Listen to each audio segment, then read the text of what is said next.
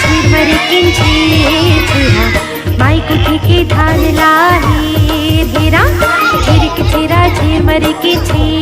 छिरा माई कुठी के धान लाही धेरा सबका अलग अलग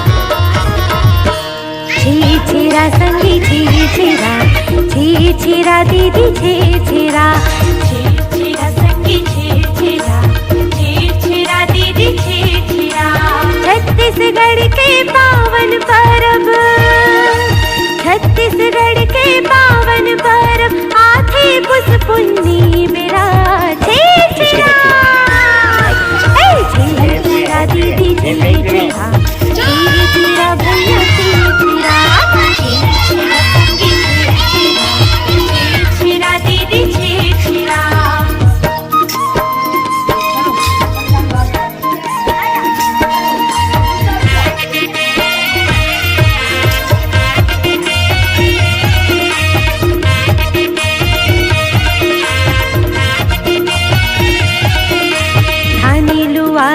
कार्तिक महीना अखन होगी मिजाई